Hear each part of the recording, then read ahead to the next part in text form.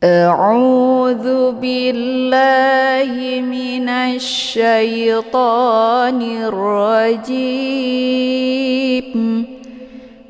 بسم الله الرحمن الرحيم. فمن خاف من موصٍ جنفا أو إثما فأصلح بينهم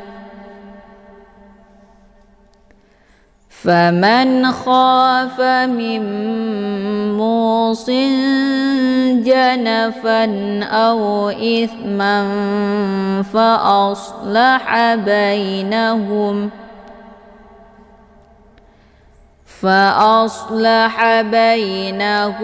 فلا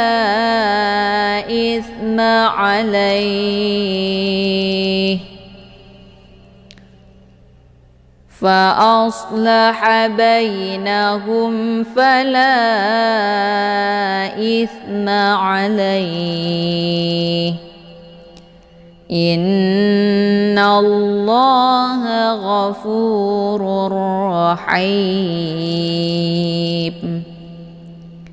إن الله غفور رحيم.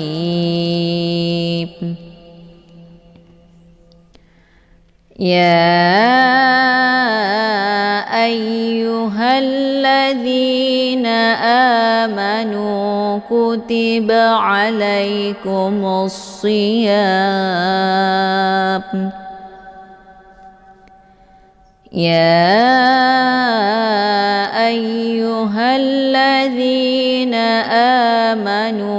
كتب عليكم الصيام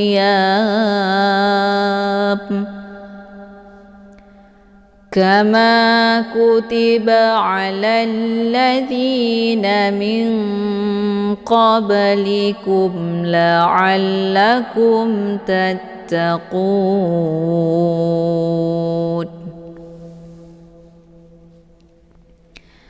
أياما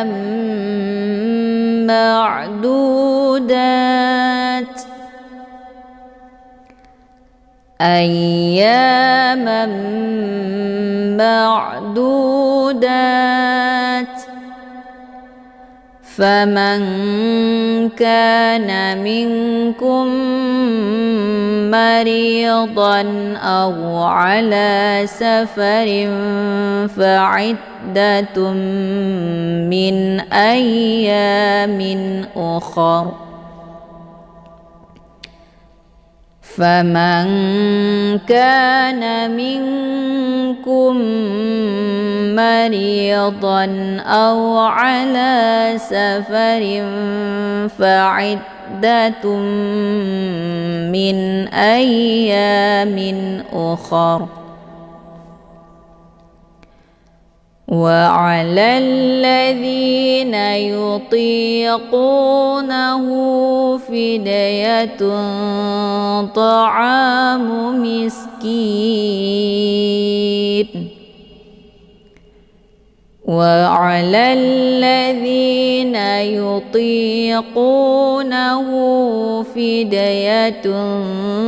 طعام مسكين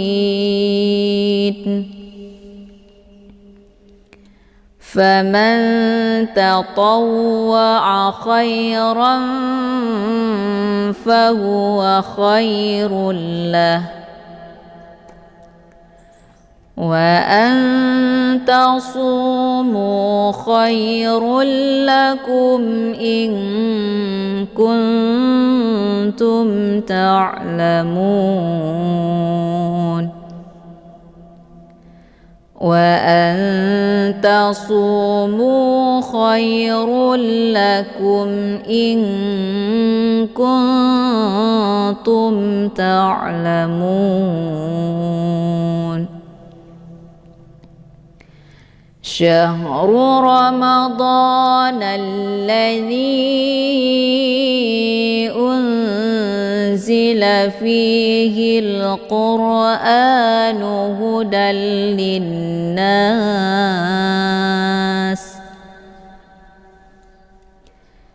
شهر رمضان الذي أنزل فيه القرآن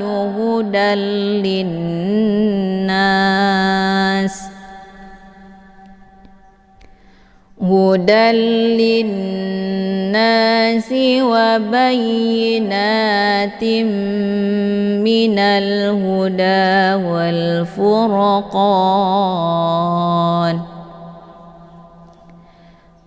هدى للناس وبينات من الهدى والفرقان فمن شهد منكم الشهر فليصم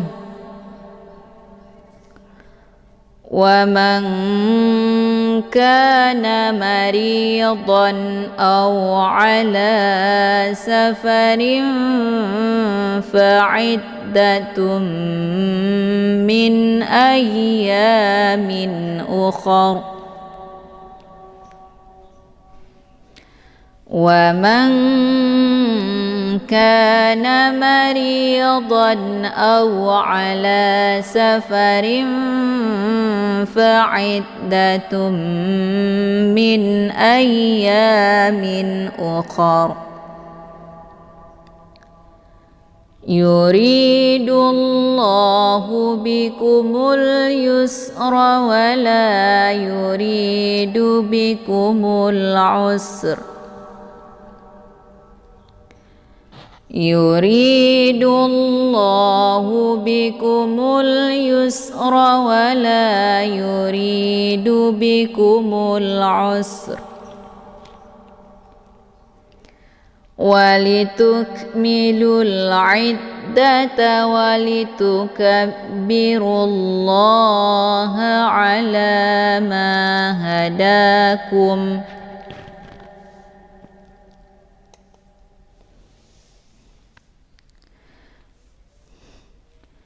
ولتكملوا العدة ولتكبروا الله على ما هداكم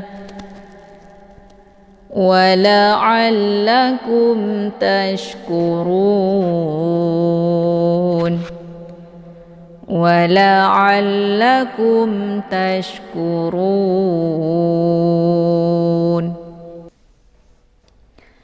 وإذا سألك عبادي عني فإني قريب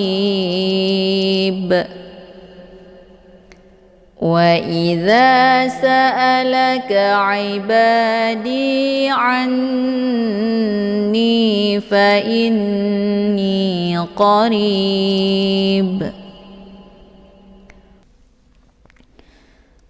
أجيب دعوة الداعي إذا دعاني فليستجيبوا لي أجيب دعوة الداعي إذا دعاني فليستجيبوا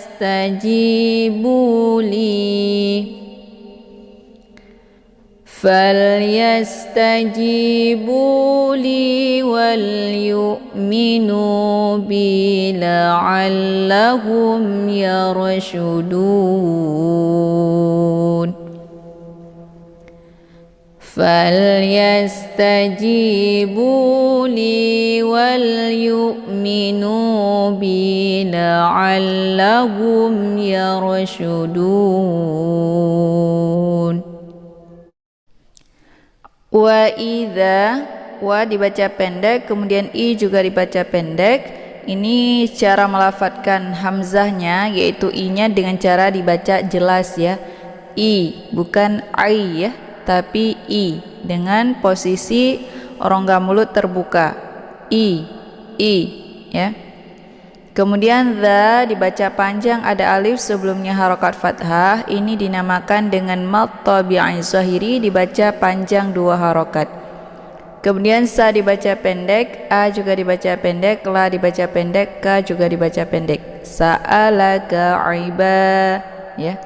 Ai ini cara melafadzkan ai ya, bukan i ya, tapi ain. Posisi makharijul huruf a ini letaknya di tenggorokan bagian tengah. A, ai, au. Jadi bukan i ya. Jangan dilafadzkan melewati jalur hidung. Nah, itu bacaan yang salah. Tapi yang benar itu posisikan huruf ain ini di tenggorokan bagian tengah.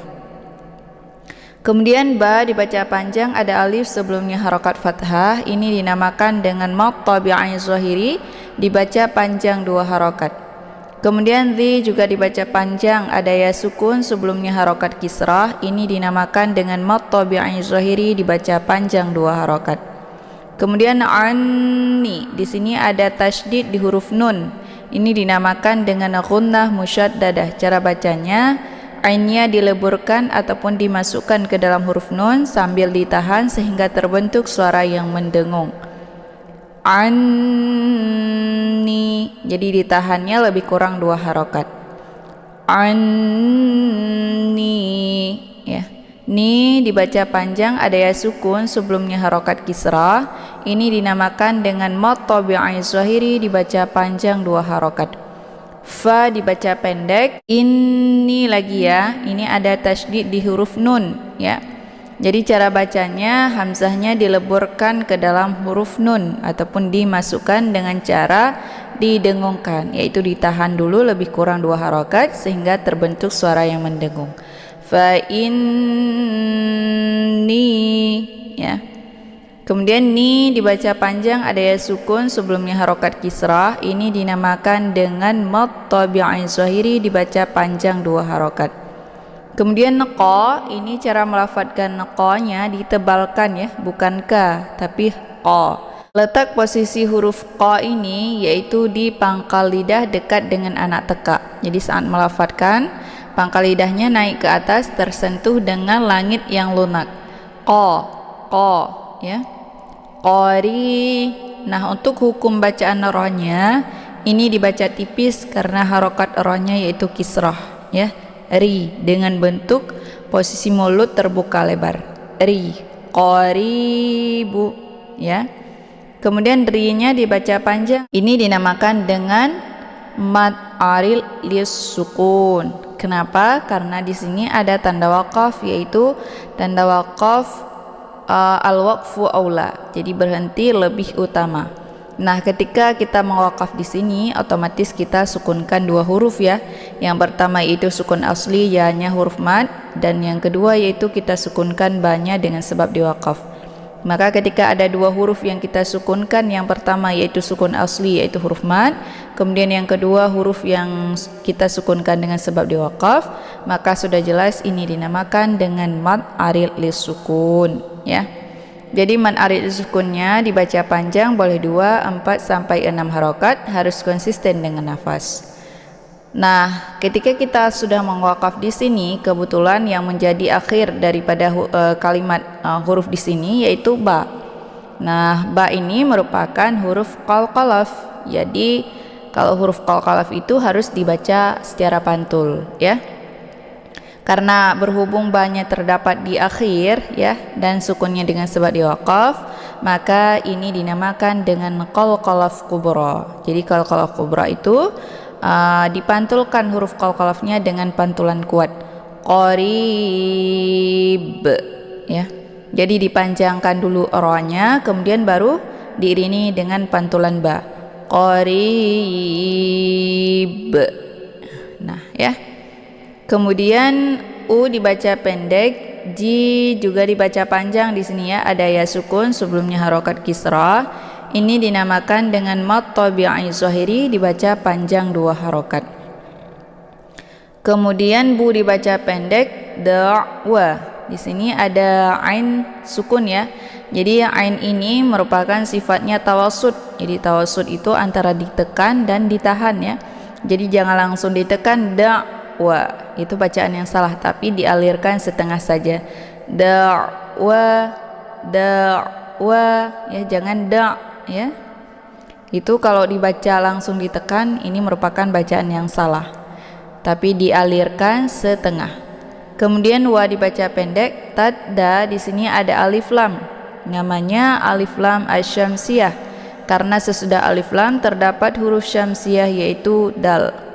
Cara bacanya, tanya dileburkan ke dalam huruf dal ataupun dimasukkan. Tadda dengan cara ditekan sedikit langsung masuk ke huruf dal.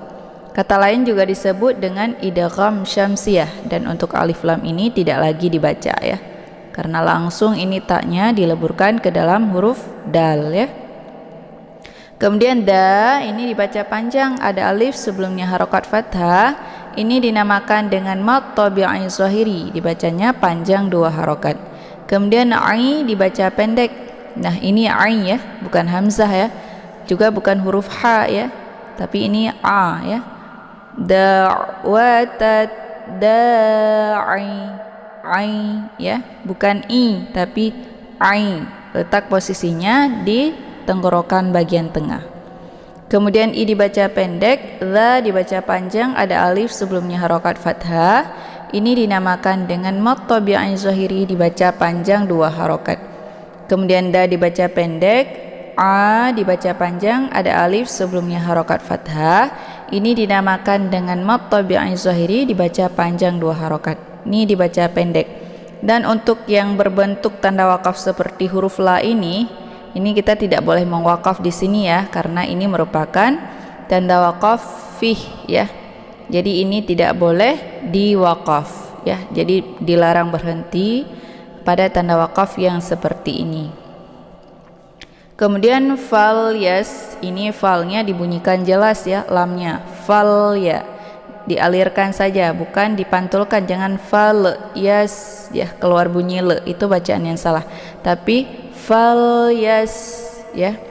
Kemudian yas, ini sinnya dibunyikan secara tipis ya, dan dia sifatnya shafir, maka anginnya itu lebih jelas ya. Yas tipis, kemudian anginnya lebih jelas.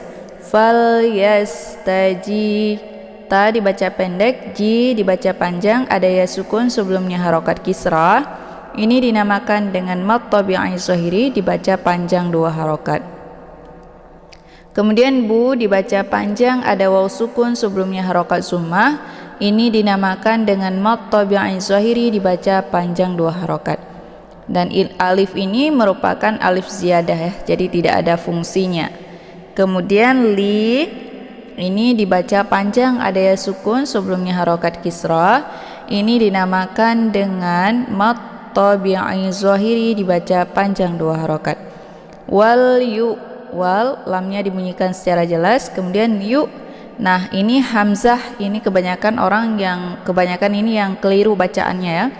Jadi yu hamzah ini dibaca ataupun ditekan secara jelas, jangan dipantulkan, jangan yu ya, ataupun dibunyikan secara tebal yu. Jadi ini wawnya ini tidak ada fungsinya, jadi ini sebagai peminjaman huruf untuk hamzah ya.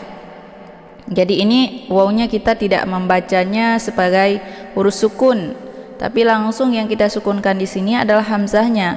Wal yu mi, jangan yu mi ya, tapi yu ditipiskan kemudian ditekan sedikit saja. Wal yu minu, jangan wal yu mi ya, sehingga terbentuk ada suara wa gitu ya, yu. Tapi itu bacaan yang salah. Yang benar dibacanya secara tipis kemudian ditekan sedikit saja, yu minu ya.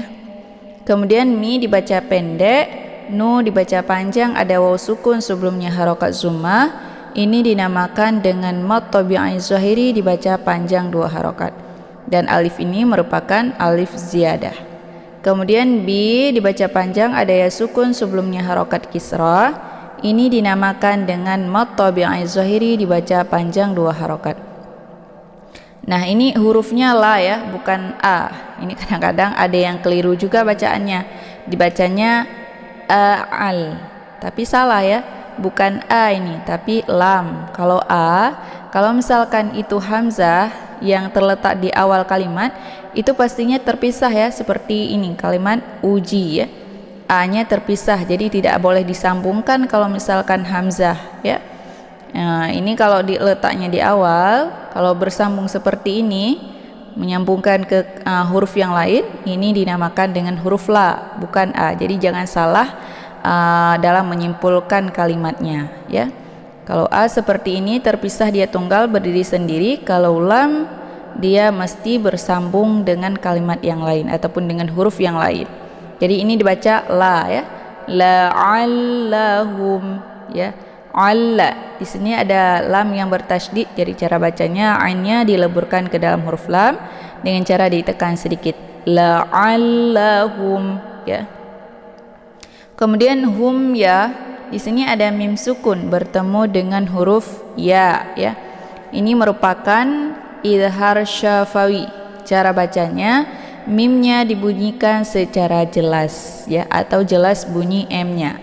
Hum yar. Jadi cukup dengan ditekan saja, tidak boleh ditahan. Jangan sampai hum yar. Jadi tidak perlu didengungkan di sini ya, karena ini idhar syafawi, dibacanya jelas ya.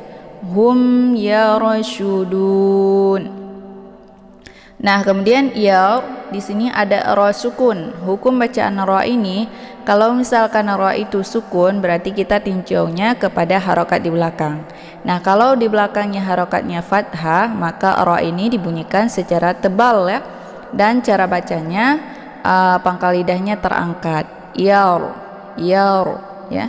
Jadi tidak boleh mulutnya dibuka lebar ya, sehingga keluarnya bunyi tipis.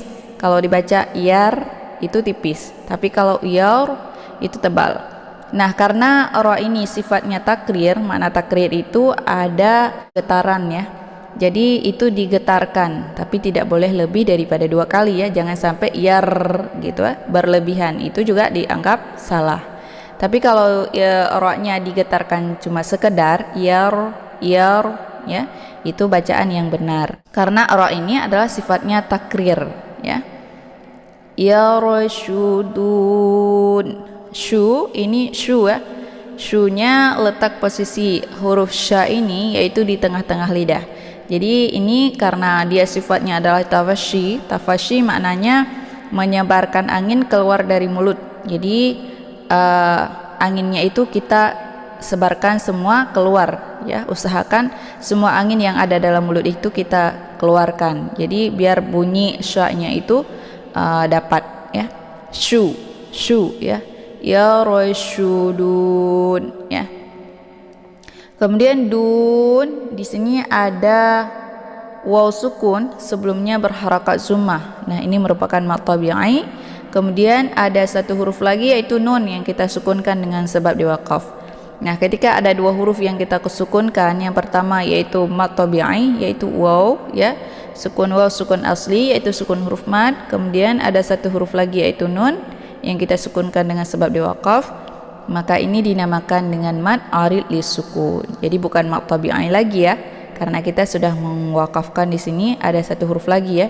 Jadi 2 yang kita sukunkan di sini. Yang pertama itu sukun asli waw huruf mad, yaitu yang kedua nun yang kita sukunkan dengan sebab diwaqaf. Maka mad arid li sukunnya dibaca panjang boleh 2, 4 sampai 6 harokat, harus konsisten dengan nafas. Shadaqallahul azim. Baik, cukup sekian pembahasan kita pada kali ini. Jangan lupa saksikan terus video-video selanjutnya yang tercantum di channel Ummahatul Qura. Semoga video ini bisa bermanfaat bagi kita semua. Amin amin ya rabbal alamin. Saya akhiri dengan wabillahi taufiq wal hidayah. Assalamualaikum warahmatullahi wabarakatuh.